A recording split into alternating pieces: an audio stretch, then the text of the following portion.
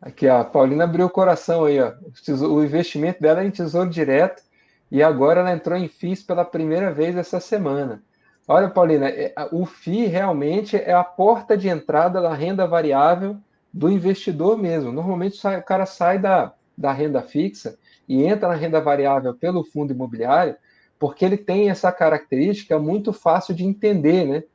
Se você tem algum amigo que algum dia alugou um imóvel, você sabe como funciona o aluguel de imóvel, né? Você tem ali um portfólio que você aluga, recebe aluguéis, daqueles aluguéis você tira o fluxo de caixa e está tudo bem, né? Então faz muito sentido entrar pela renda variável, entrar pelos fundos imobiliários. Seja bem-vindo, entrou pelo caminho certo, mas não pare por aí, né? Porque agora você vai precisar estudar como é que se comportam os fundos imobiliários. Você tem um mundo que abriu aí no seu horizonte. Você tem fundos de recebíveis, você tem fundo de tijolo, você tem fundo de laje corporativa, você tem fundo de shopping, você tem fundo que é híbrido, você tem fundo que desenvolve outros imóveis, você tem fundo que aplica em cotas de fundo imobiliário.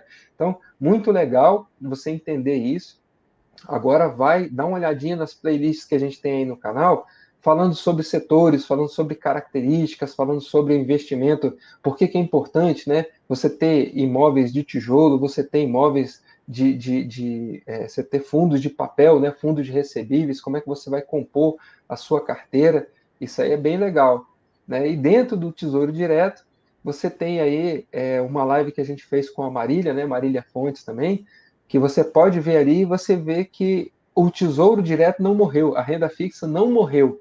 Ela tem aí um espaço na sua carteira e que você vai aos poucos entrando aí nos fundos imobiliários, porque agora você entrou num outro mundo que tem características diferentes, que tem características financeiras e características imobiliárias, que ele vai gerar para você um fluxo de caixa, ele vai começar a pagar para você dividendos mensais, e que esses dividendos mensais você pode reinvestir em outras cotas e que ele vai ter uma característica dentro da sua carteira de renda variável de baixa volatilidade, porque tem essa característica dos imóveis. Então, seja bem-vinda nesse mundo e aprenda aí as características dele para que você invista com toda a segurança do mundo. Algum conselho para nossa amiga aí, China?